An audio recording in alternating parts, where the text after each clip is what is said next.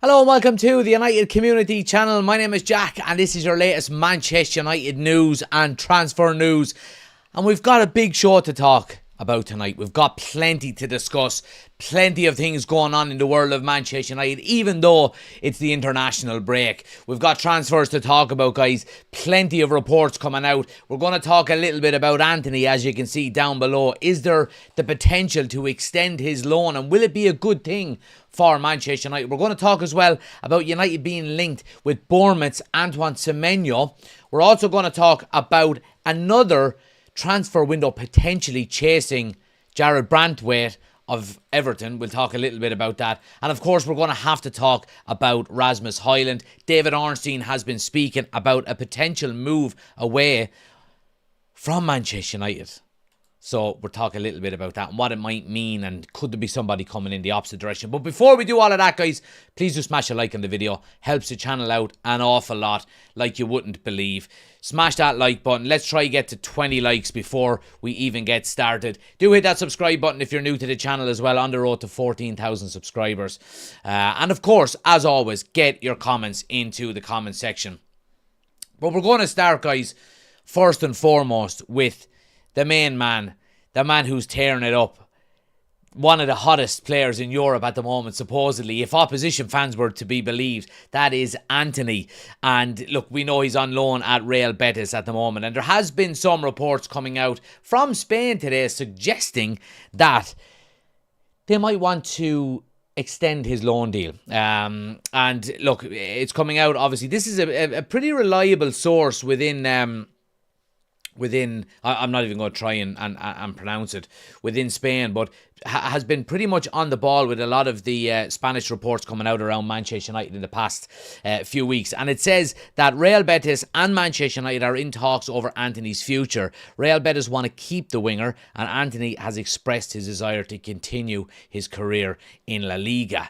And look, I mean, first and foremost, Antony at Manchester United can never happen again. You know, he will probably go down as one of the worst transfers in Manchester United's history. You know, he's certainly up there. He really, really is. And, you know, I think it was just bad business. And it goes to show that, I suppose, the type of business the old regime was capable of doing. And, you know, again, he's gone to Real Betis. He's done quite well for himself. He's scoring some goals. He's getting assists. You know, and he's putting in some good performances. He's got some good man-of-the-match performances as well. And look, I do believe that the man-of-the-match over there is voted by the fans as well. So you can't be overly reliant on it. But again, look, it does mean that he is impressing in some way, shape or form over there. Now, Antony staying at Real Betis is a good thing for Manchester United. However, how do we feel about a loan extension? And for me personally, an extension to Antony's loan is not in the best interest of Manchester United. It really, really isn't. I think that if we're talking about Antony, you know, not being at Manchester United next season, then I think we've got to talk about it being on a permanent basis. I mean, you do not want... Real Betis clearly want Antony to stay, and they really like him, and they want him to be part of the, you know, the future of their club, and that's great from a Manchester United standpoint.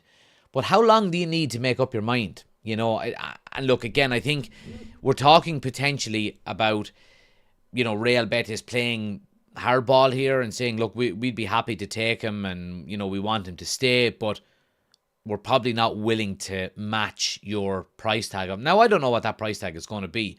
I'm sure there is an option there to buy from Real Betis. I'm sure it's included in the loan deal. And I'm sure they're not obligated to do it. But the one thing I would say is that if they don't take up that option, I mean, the more goals he scores between now and the end of the season is just perfect for us.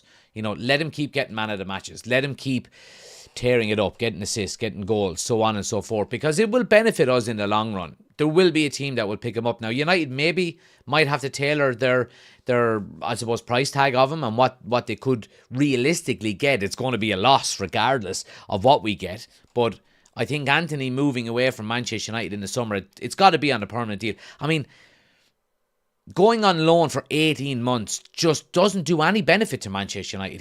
He's doing really well at the moment.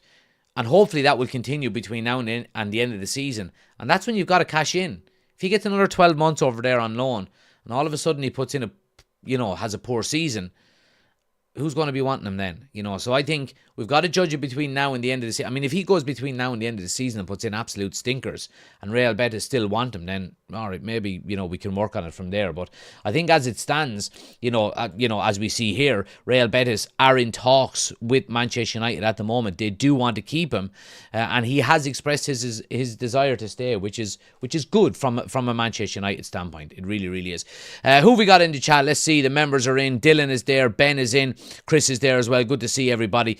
Jonathan is there as well. He said should be a straight up sell instead of extending the loan. I agree 100%. Jonathan, absolutely agree. Chris also says sell him. They will string it along as long as possible. They don't have money. Maybe loan and cover full wages is another fee. Yeah, well, basically that's what a lot of the negotiations that's going on at the moment are focusing around. Real Betis to take him on for another year. They have offered to cover a higher percentage of his wages. Now, I think Real Betis at the moment are covering between, is it 84 or 86% of his wages? So, I mean, if they're going to take on more of that, then you would expect it to be 100% covered next year. And if they're looking for Antony for another 12 months, and it's going to be technically an 18-month loan deal, then they really should be. Why should we be paying any of his wages to pay for another to play for another club? But again, I reiterate the fact that he would have a year less on his contract, which means he would technically go for cheaper. And then you're also walking the tightrope of, is he going to have a good season next year? He's having a good one at the moment. So, why not try and cash in as quickly as possible now? Owen says, hey Jack, are you watching the Ireland game? Are they playing tonight? I'm not.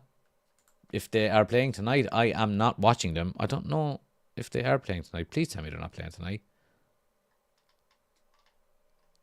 I don't think they are. No, I don't think they are.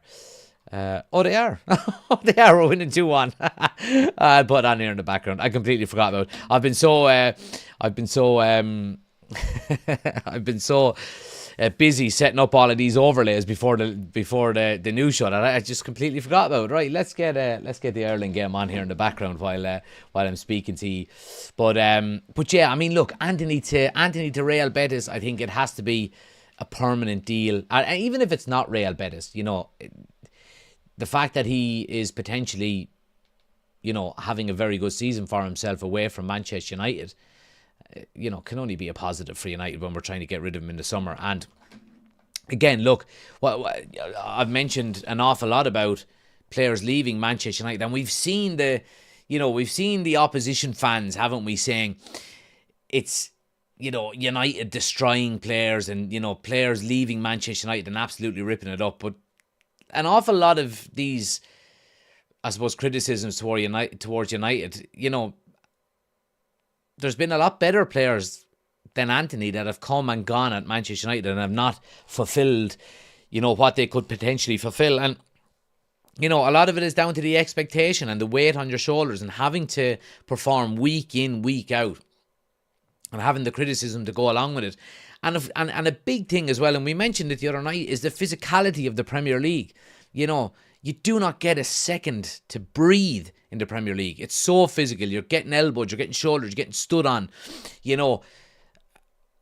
Antony all of a sudden goes to Real Betis and he's going,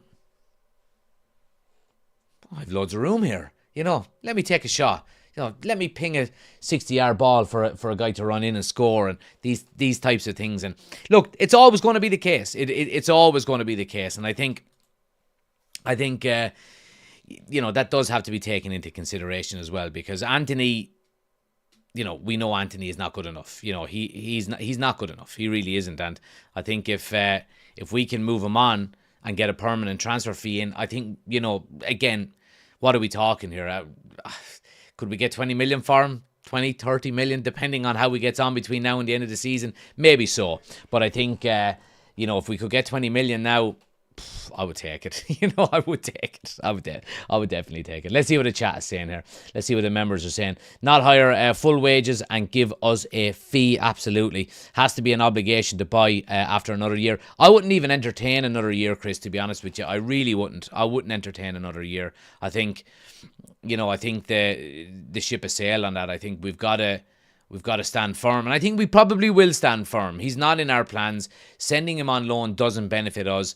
And if he's performing between now and the end of the season, then let's move him on,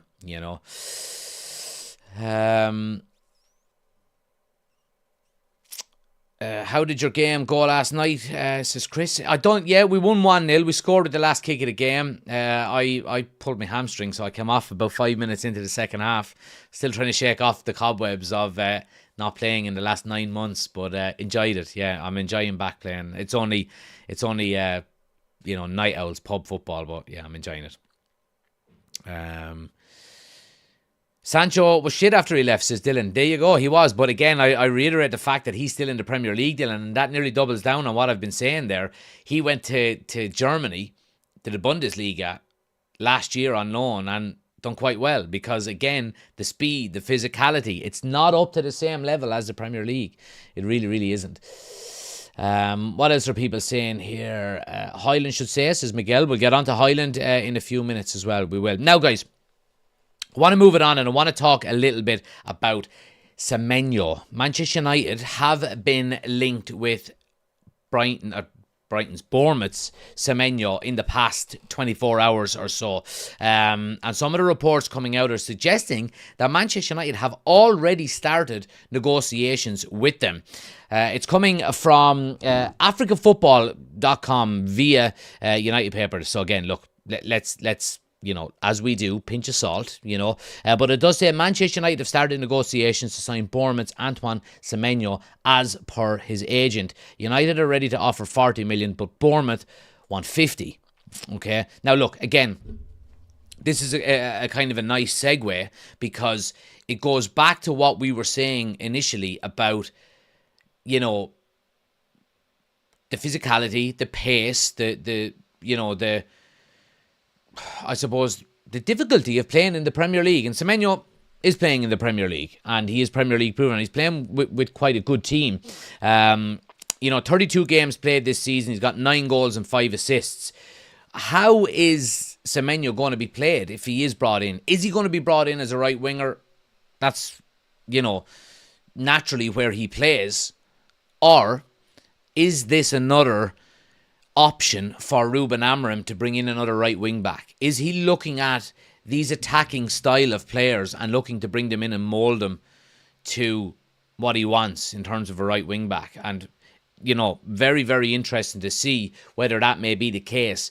And it's very interesting to see whether we actually go out and sign a right wing back in the summer, regardless, because we know that, and we've read reports over the last few days that Ahmad potentially is on the radar for Ruben Amorim as being his next right wing back, and we spoke about it on the podcast last night with Chris and Ben.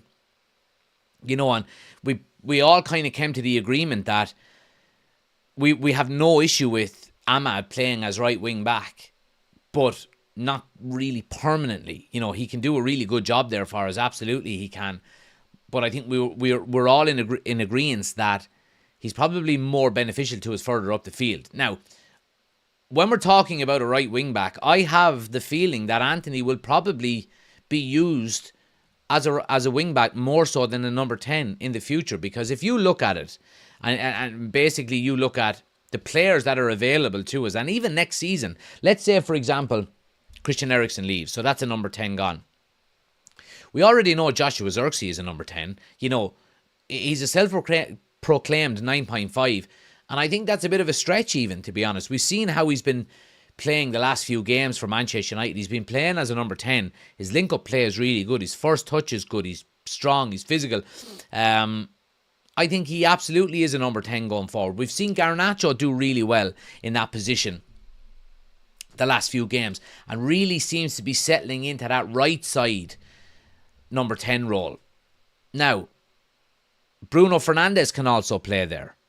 We've also got a Mason Mount who's coming back. And Mason Mount is a very, very hot topic in relation to what we may do in the summer transfer window in regards to that number 10 role, because Ruben Amorim speaks so highly of him. Just, says, I love Mason Mount, fantastic footballer, love what he's all about, so on and so forth.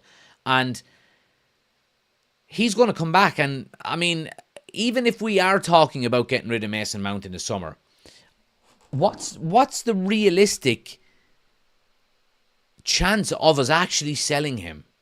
He's come to Manchester United for 60 million and he hasn't played. Who's going to want to buy him?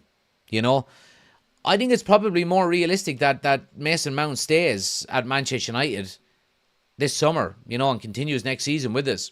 So if we're talking about all of these players being available for the number 10 roles, Mazraoui even has played in the number 10 role. I think it's probably more likely that we see Ahmad play as a right wing back. Now, again, are you talking about maybe Semenyo as a number 10? Again, it's very specific when we're talking about Ruben Amorim and how he plays and how Manchester United are playing, because we play 2 6s and we play 2 10s and we play narrow, Chris has said an awful lot in the lives and on the match reactions about Garnacho, drifting out too wide when he's on the left. And over the last few games, he has looked like he's playing a lot more narrow when he's on the right-hand side. And he got a goal from that position against Leicester the other night. So it's going to be interesting to see. But look, I mean, Semenyo, regardless of what position he's coming in, he is a very good footballer. It has to be said. He is 25 years of age. So he's not, he's not at the kind of age bracket that, United have been buying recently, 21, 22 years of age. He does have more experience. And, we're talking about 9 goals and 5 assists in a Bournemouth team that, is up there. And, there is a chance that Bournemouth are in Europe next year and we're not. So again, we do have to taper expectations as well. We really, really do. But he is the type of signing that, seems to be coming a bit more familiar to the likes of Ineos and the new structures that have been put in place, and the type of player that we're looking to go for now in the future, more so than the big marquee names and so on and so forth. But it's going to be interesting to see. Let me know what you guys think. Let's get down through and see what you're saying about Semenyo. Oshin is in. He says, I'd see a doctor if you've got Semenyo. That shit can be deadly. These names were never designed for a Kilkenny accent. Alright, okay, I get it. I hope we don't sign him then, because it means I'm going to have to say his name an awful lot more. Dylan says, no way 50 million for Semenyo, 40 or nothing. If that's the case, would love a fella like Mbuemo.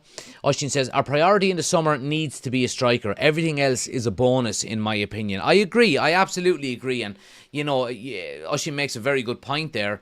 We're talking about the lack of goals we're scoring this season. And we can see the improvements in what Ruben Amorim is trying to do over the last few weeks. And you can look at it in a negative or a positive. How many games have we lost how many games have we won in the last 14 games, for example? And there might not be an awful lot. But if you look at it in the other way around, you can spin it and put it into a positive.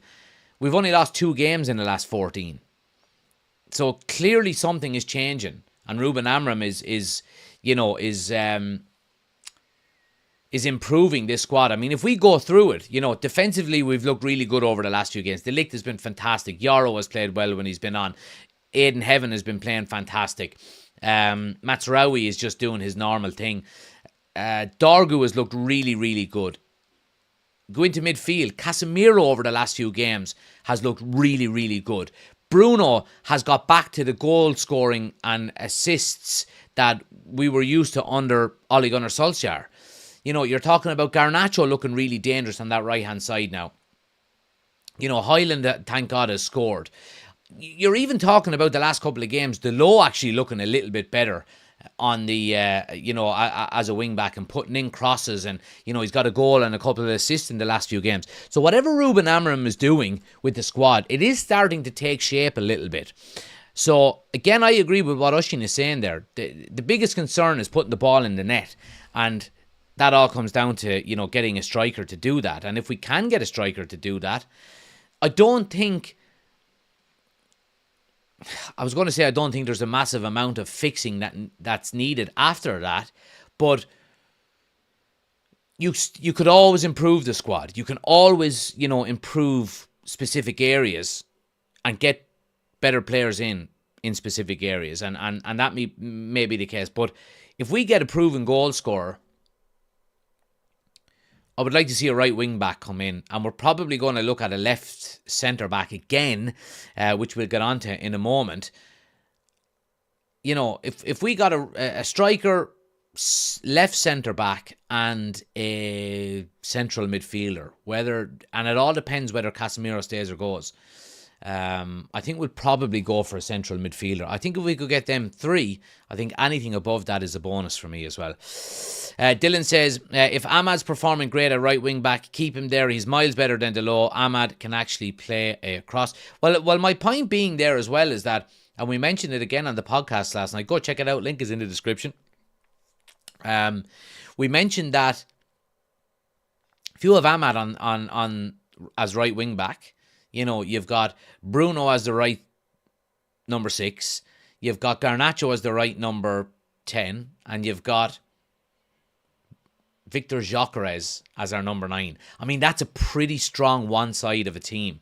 You go to the other side, okay? Let's talk Dorgu, right, as a wing back. Let's talk about Aidan Heaven as the left-sided centre-back, or Lisandro Martinez when he comes back.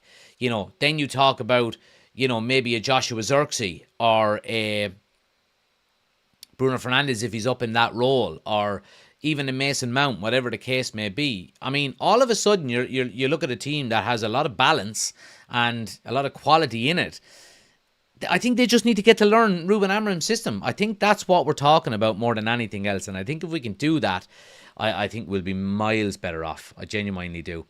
Mount has no value, says Chris. Exactly. He has no value because he hasn't played enough to garnish some value. And that's the concern that we have. And I think that's the main reason why we won't see him move on. I would like probably to see him move on. I think if we could get, I mean, you're talking about if you got 30 to 40 million for Mount, you're getting it basically on his name alone because he hasn't played for us enough to represent that kind of figure. He just doesn't, Oisín says, if Mount comes back before the end of the season, stats fit and lights the place up, I'll keep him happily. But until then, I think he needs to be in the exit conversation. I agree. He does have to be in the exit conversation. And a lot can change over a couple of games. It really can. I mean, Ruben Amorim comes in.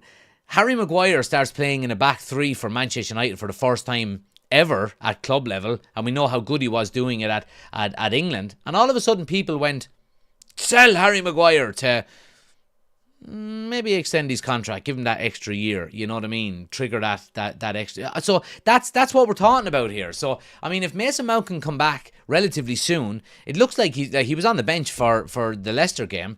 If he comes back after the international break and starts playing minutes and starts doing well, gets assists, maybe chips in with a few goals, I'm all for it. And the one thing I would say, and we spoke about this an awful lot at the start of this season when Mason Mount was playing, the intensity levels in terms of the high press that he gives, he triggers that press from the front, is really, really good. And it's the type of energy that Ruben Amorim likes to have in his team.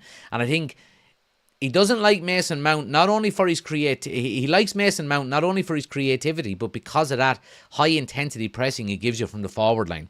So yeah, I agree with what Oisín is saying there. If Mount comes back, don't see him being more than a backup because we can't afford another injury. Chris says Semenyo is a good player, interesting fit. He splits pens with Clivert, okay? You had me until you said Delo, says Oshin. Well, I mean, I'm just going off of, what we've seen. Delo, I think, has a goal and 2 assists in the last 3 games. I mean, keep that up for a season. Nobody will give out about you. It's just about consistency. You know what I mean? Back end has started to take shape. What, mine? I'm only back in the gym a week, Chris. Relax. The transfer window needs to be addressed. Sorry.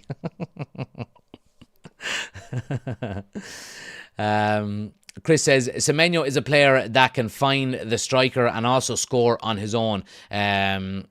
Our 10s are average. Our 10s are average. Yeah, I agree with you. I absolutely agree with you. And these are the types of players that you want to be going out and trying to identify. And I'm all for it. Delo has also dribbled the ball out of play. He has. Well, look, if Delo dribbles the ball out of play 2 or 3 times in a game but gets a goal and an assist every 2 games, I'm all for it. Dylan says, could we do something with Chelsea the way they don't want Sancho? We agree to take Sancho back if they take Mount. Absolutely not. I would rather have 7 Mason Mounts than Jadon Sancho. No way. I do not want that lad anywhere near our club again. High intensity pressing for 5 minutes into that's lousy. Clip that shit up, says Oshin. We'll clip it up if you want. I don't mind. Anyway, right. Let's move on. And let's talk a little bit about centre-back. Okay, because we need to talk a little bit about Branthwaite. Okay, because there has been, and again, I can see Chris going like that already because, we obviously spoke about him last night. And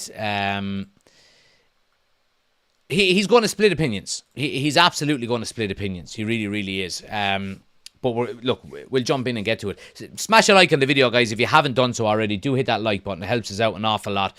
And like I said, hit subscribe if you're new as well. Jarrad Branthwaite. Okay, now again, pinch of salt on this one because it is coming from The Sun. However, there are some reports coming out suggesting that Manchester United are going to go in for him again, okay? The Sun is saying that Manchester United are ready to meet Jarrad Branthwaite's £50 million plus valuation this summer. United would have to qualify for the Champions League to sign him, as the player is determined to join a side playing in the competition. Branthwaite is ready to consider the move. United believe they can get the deal done. Now, there's a few things I want to pick out of this. And again, it's The Sun, so, I'm not going to get too worked up about it. If this was coming from The Times or from The Athletic, I would be a lot more towards Branthwaite. But it's The Sun, so we've got to be, we've got to be a little bit level-headed here because we know they're not. First and foremost, 50 million plus, no way. Again, they were looking for 70 last year, and, what has he done this season that would potentially, 70 million was so far out of the stratosphere last year that no one was even going to balk at it. They really weren't. And the Manchester United of old probably would have. They probably would have gone, the whole Harry Maguire kind of thing, 70 million. We didn't really plan on anyone else other than you. 65? No, 70. All right, go on. Jesus. But United didn't go out and buy another left-sided centre-back. We didn't do it, okay? And I think when you look back at, let's take Liverpool as a good example here, under Jurgen Klopp for that maybe 7 or 8 years, and probably since the new ownership has been there, they haven't panic buy. They never panic buy, in fairness to them. They go out and they try and sign a player. I think, was it Van Dijk they were looking at, and they didn't get him because the price wasn't right, and they waited 12 months or 6 months or whatever the case may be, and eventually got him. And I think they've probably done the same with Alisson as well. And United done that last summer with Branthwaite. Man United were heavily linked to Branthwaite and really interested in him. And Everton said 70 million. United went, get the fuck. You know what I mean? Absolutely no way. And Everton wouldn't budge. So United went, okay, we'll wait. And I think the the benefits of waiting like that is that come the January transfer window, what happened? We got Aidan Heaven for 1 million. I mean, Aidan Heaven already looks up there with as good as the likes of Jarrad Brantwaite. Now, Jarrad Brantwaite has more experience playing in the Premier League and, in big games and so on and so forth. But Aidan Heaven looks like, he looks like the JJ Okocha of defender. Remember how just, when he played with Bolton, he just looked good and confident and smooth and class,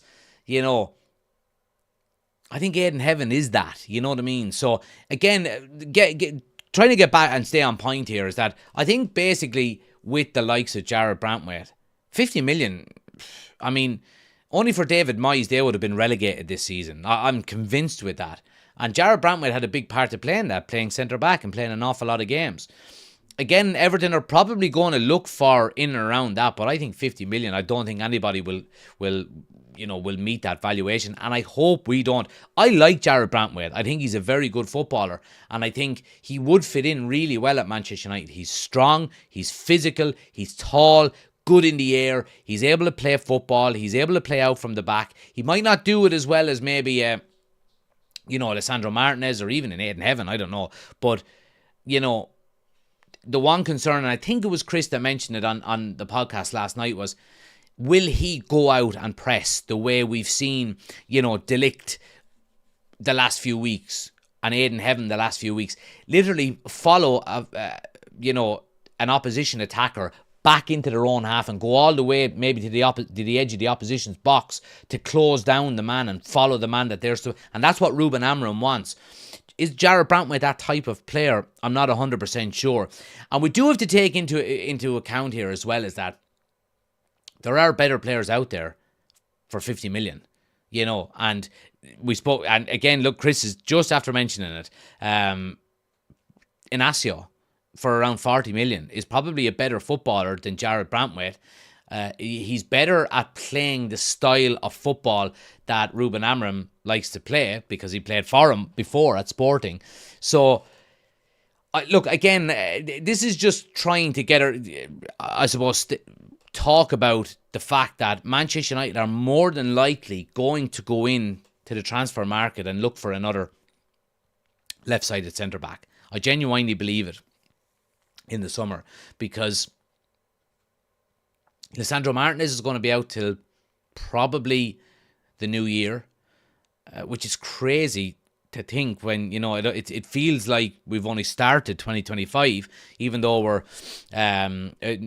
over a quarter of the way through it, nearly a quarter of the way through it already.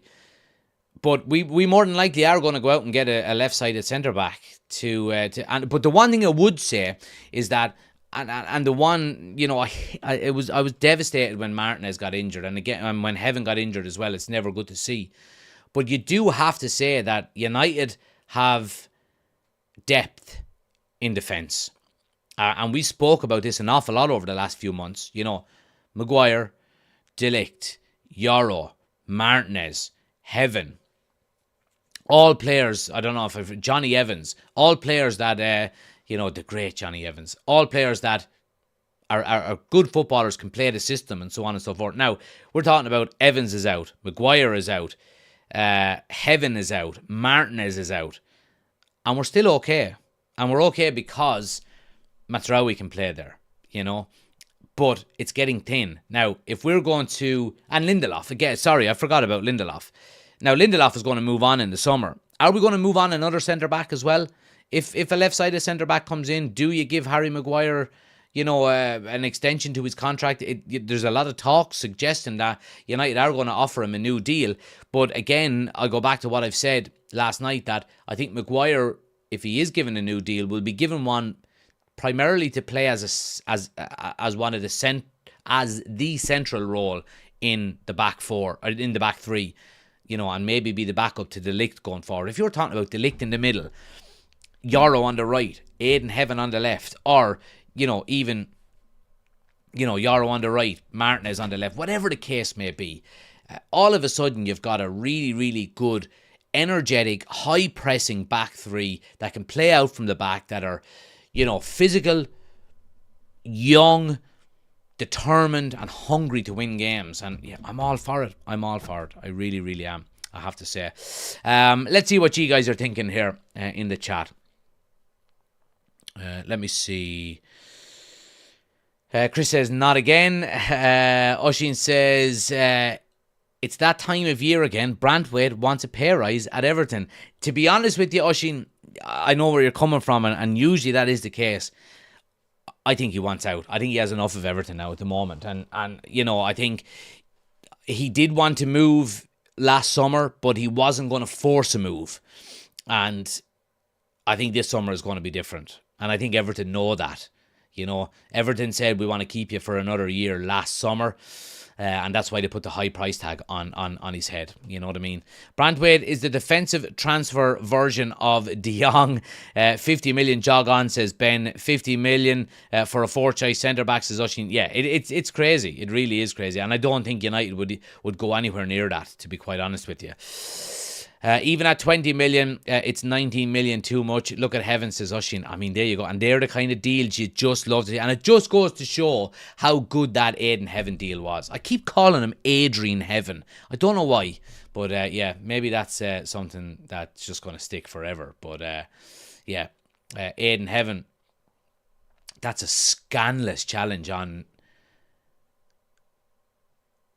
Evan Ferguson. Sorry, I have the Ireland-Bulgaria game on. There's 30 seconds to go on. Ireland are 2-1 up. Yeah, it just goes to show how good the Aiden Heaven transfer was for 1 million. Just absolutely fantastic. Dylan says, we need players like we got last year. Ugarte, Delict, Matsuraoui, Yoro, Xerxes all came in and wanted to play in the Europa League. That's what we need to do this year as well. Well, that all depends. Dylan, we could very well be in the Champions League next year if we win the Europa League. It's a big ask, but you never know. Stranger things have happened. And if we continue to improve the way we have been over the last maybe 4 or 5 weeks, I think we've got a good chance. I do. I think we've got a good chance. Let me see. How long have we been going here? 34 minutes. Gosh, we're flying. I've still got so much to get through. Let me see. Chris says, again, it's about the badge and not what the competition we are playing in. Oshin says, what big names have Everton played in, or what big games have Everton played in recently? Relegation, 6 points. Yeah, I'm talking the Merseyside derby and so on and so forth.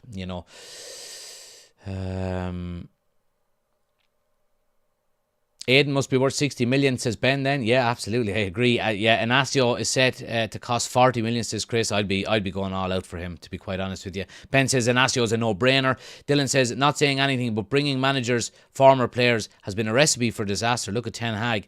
And then we have... Yeah, it always happens, though. It always happens, Dylan.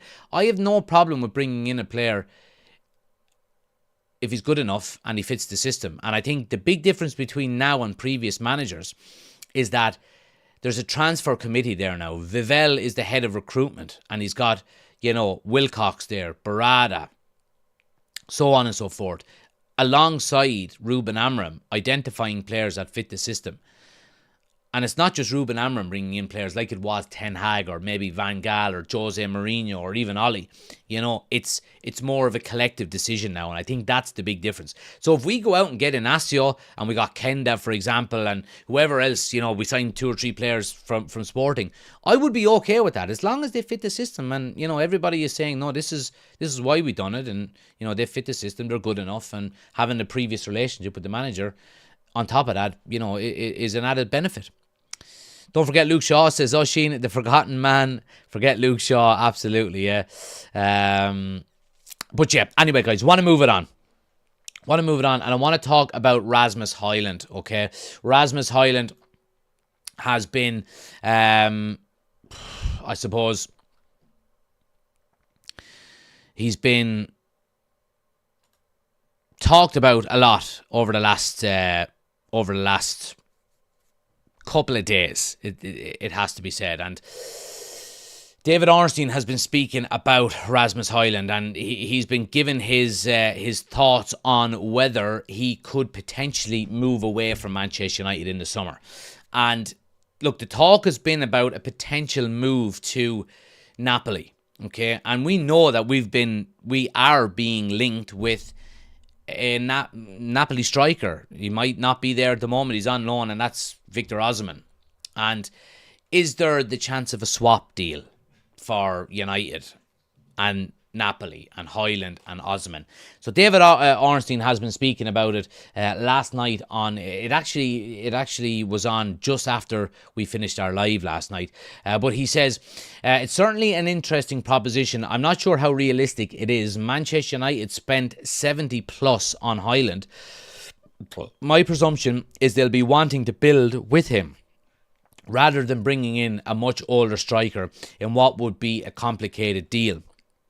Now, he does go on to say, I do expect Osimhen to be on the move, given that Napoli let him go to Galatasaray and the future is really uncertain for him there. United have been linked, but I'm not sure how realistic it is that United would let go of Højlund. He is one who would raise some funds, but he would not produce a profit on the book value that he represents. So finally, he says, I think it's more likely that United will raise funds from elsewhere, as attractive a deal as it might sound for transfer lovers. So basically what David Ornstein is saying here, from what I surmise from all of this, is that Manchester United are going to raise funds from selling players other than Rasmus Højlund, and that he will be kept on. And that would lend to the idea, what we've all been speaking about, is that Rasmus Højlund will probably be the backup striker at the start of next season if we do go out and sign somebody like an Osimhen or a Gyökeres or whatever the case may be. And we've spoken, haven't we, about what it potentially may cost. And you're talking about your Gyökereses, your Osimhens, your Seskos, all of these types of players. You're talking about, and of course Osimhen and Gyökeres have got release clauses, and it's in around the 60 million mark. Now, 60 million for a striker of Gyökeres or Osimhen's quality is, I won't say a steal, but it's a good deal. It's, if you're going to get a striker in that's going to guarantee you anywhere between 20 and 30 goals a season for 60 million, if you can get that over every season over a 3 or a 4 year contract, that's good money. That's money well spent, so it's very interesting to see what will actually happen and how the whole striker situation will I suppose unravel at Manchester United this summer. But one thing is for sure is that Manchester United will sign a striker this summer, and I would like it to be Gyökeres. I would like it to be Gyökeres, I have to say. I want it to be him. And I know reports have suggested that we're a little bit probably out of the running, but I don't believe it, to be quite honest with you. Them reports were 3 or 4 weeks ago, and it was all based around, Gyökeres wanting Champions League football. And of course, every player wants Champions League football. I've got a feeling that I just think it matches, it suits. I mentioned last year, was it last season or the season before, when we were talking about Harry Kane to Manchester United. I always could envisage Harry Kane in a Manchester United jersey wearing the number 9 or the number 10. I can see it with Gyökeres. I can just see it. And I think, who's more likely to score goals in the Premier League, Osimhen or Gyökeres? I don't think there's a lot between. I would probably lean towards Osimhen, to be quite honest with you. But I've got a bad feeling about Osimhen in terms of how it went at and I know, look, Napoli didn't treat him well. And, that whole social media post that had, some, hints of racism in it, pointed at their own player. And he was absolutely right to not be happy with that. I don't know. It just... I think a player coming in to the dressing room to fit in with the dynamics that are already there, I think Gyökeres is the one. For me, I think Gyökeres is the one. But getting back to Rasmus Højlund, I think it is essential that the pressure is taken off of Rasmus Højlund if he is to stay on at Manchester United and be, that backup striker. He needs to be allowed to play, cameo roles of 20, 25 minutes, maybe start 1 in 3 games, whatever the case may be. And, when you're getting to the latter stages, hopefully, of cup competitions next season, if we're in the Champions League, it's Champions League or nothing really, isn't it? Because we're not really going to get into we could get into maybe the Europa Conference or whatever. I don't know. I'd have to look at the league table, but it's pretty much Champions League or bust. And if you're going to be going to the latter stages of all of these competitions, Rasmus Højlund will play a lot of games, even if he is the backup striker, Now, other reports today have kind of gone against what David Ornstein has said. And look, we know David Ornstein is probably the most reliable, football journalist in the world at the moment, alongside maybe Fabrizio Romano. But Graham Bailey has been speaking as well, and he's been writing about Rasmus Højlund's agent and the fact that his agents are doing work on potential options to leave the club this summer, with Italy seen as a good solution for the former Atalanta striker. And again, look, I mean, like we know he's been at Italy, he's been in Italy before, he's played for Atalanta, he knows the Serie A, he done quite well there, albeit he was a young striker. I think, 9 goals he scored before he came to United. He scored 16 then for us last year, so he is before this season, he was on the upward trajectory. It's going to be really interesting to see what happens with Højlund, because these reports are coming out very early. And again, David Ornstein is only speaking on a podcast, and he's giving his own personal opinions. He's not basing what he's saying off of, sources that he's been speaking to. Whereas Graham Bailey is writing about it, saying that, Højlund's agents are working on potential moves away. So it is really going to be interesting to see how the whole dynamic works around Højlund and if he leaves. And again, I'll go back to, what we've said in the past.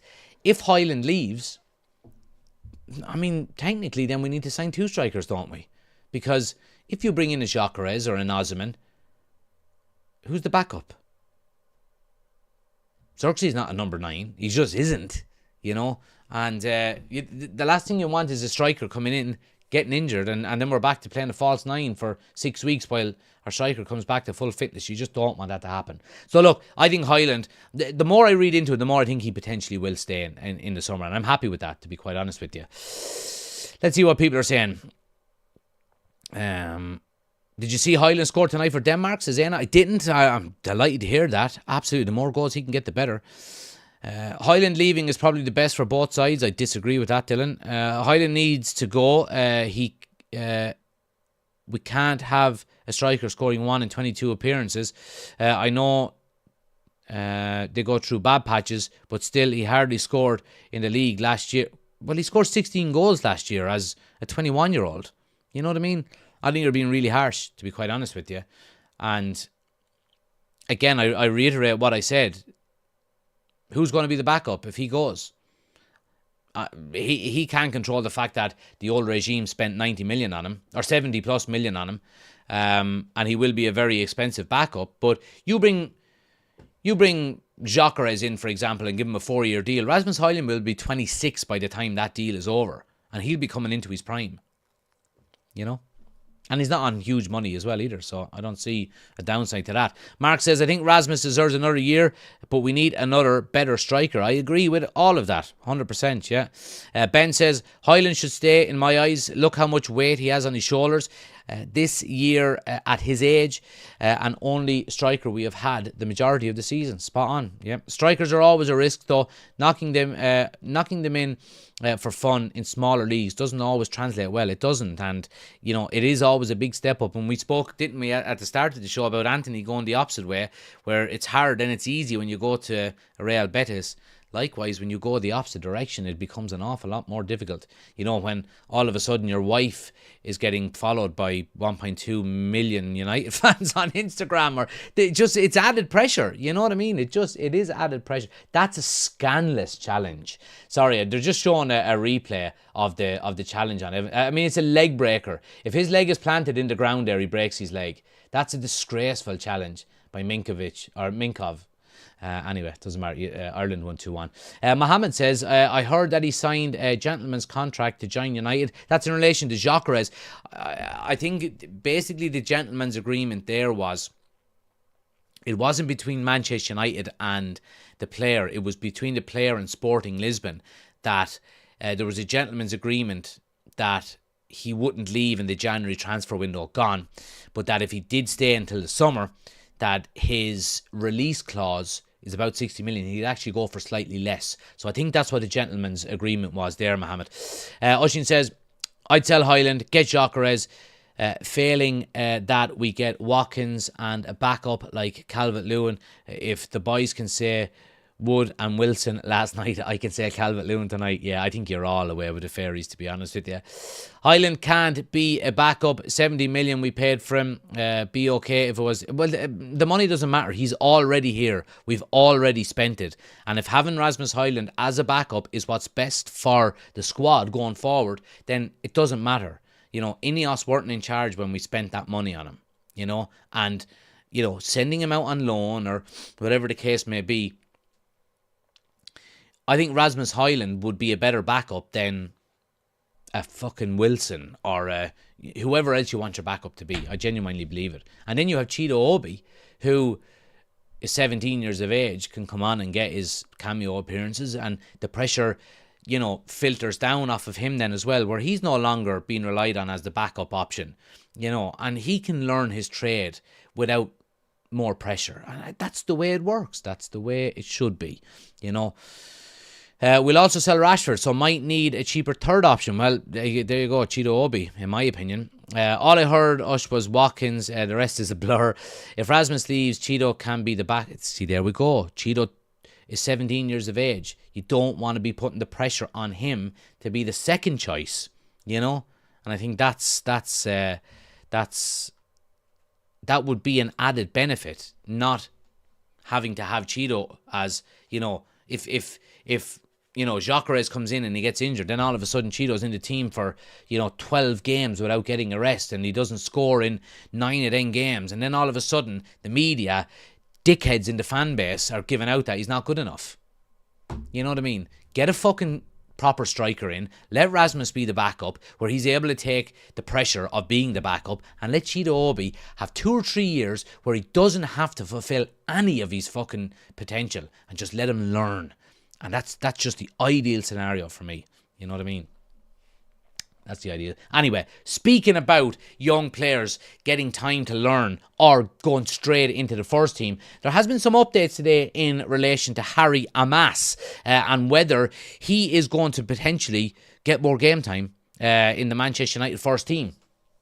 And it's Dean Jones has been speaking about it today on Give Me Sport, and obviously there's been you know, he came on the other night against Leicester, played quite well in fairness, and the report says that Ruben Amorim is considering bringing Harry Amas into his plans sooner than expected after his impressive cameo against Leicester before the international break, and plans to give him more minutes in the upcoming games.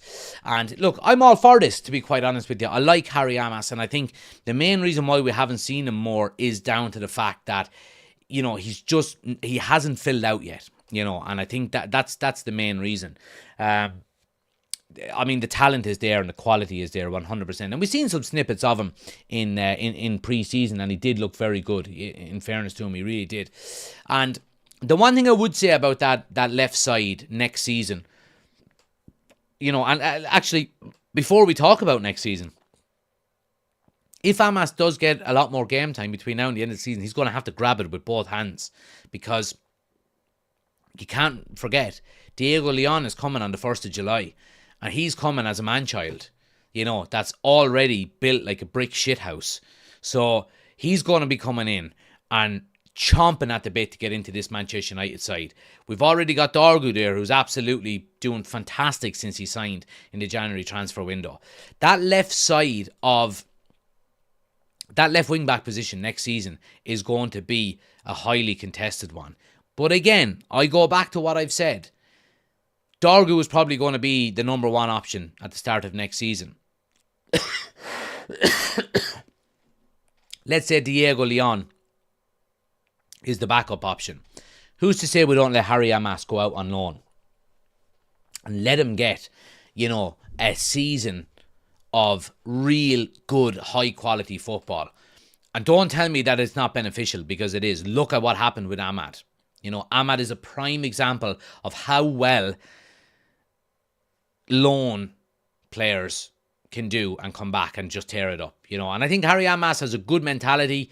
You know, he looks like a good kid with strong work ethics and so on and so forth. And I do think if he went and played, you know, in the championship, I'd love to see him go and play in the championship, you know, for one of the top teams like a Burnley or they'll all probably get promoted, or whoever the case may be. If, say, for example, if Ipswich go down, he plays for Ipswich next season, you know, and you know, wins games and learns what it feels like to win and so on and so forth. I think that would be, you know, a good scenario for him going forward. But again, that all comes down to who takes the opportunity. You know, you look at countless players down through the years who have got their... And Marcus Rashford is probably the prime example. You know, we had three strikers injured at the time? Certainly two anyway. And he was just, right, in you come. You know, Van Gaal brought him in, right, we need a striker. You're a striker, in you come. 3 goals in 2 games. And that was it. He was a millionaire. His whole life was, financially, was set, you know, and he was never going back to the reserves or the youths. And that could be the case with Chido Obi, Sekou Kone, Harry Amas, you know, whoever the case may be. Aiden Heaven is already after doing it. You know, look, come in, played a few games, 3 games, looks absolutely at peace with being in that Manchester United back 3. And we're going 1 million. Happy days. You know, and you can't beat that. You've got to take your opportunities when they come. You really, really do. I think we'll leave it there. Will we? I do appreciate you watching, guys. If you haven't done so, smash a like on the video. We have started a new podcast, me personally, and I've been talking about doing it. Well, not talking about it. I've been thinking about doing it for the last few weeks. And again, it's a Man United daily podcast. So Monday to Friday, we will have, it's only anywhere between 15 and 20 minutes long. It's a morning podcast. It gives you all of the morning news in relation to Manchester United. Small snippets up on Spotify and Apple Podcasts. And go check it out if you haven't done so already. Follow. Give a 5-star review as well, and share it if you can. Because yeah, I really enjoy doing this morning's one. It's great not having the camera on, and I'm just sitting here sideways with all of the information up on the screen, not having to look at the camera. And just reading it off the screen and speaking, and it's a nice thing to do. So there you go. As you can see over there, Man United Daily. Search it on. The link is in the description of the video anyway. But search it on Spotify or Apple Podcasts, and go check it out and give it a 5-star review. And as well, the latest episode of the United Community Channel podcast is up as well from today, which is obviously the show we done last night with Chris and Ben. So if you haven't watched that already, go check it out as well, guys. Smash a like in the video. And a long an hour's show tonight, which is great. Really enjoyed it. Smash a like in the video. Subscribe if you're new. And you know what? I'll see you tomorrow. Take it easy. Have a good evening. Good luck.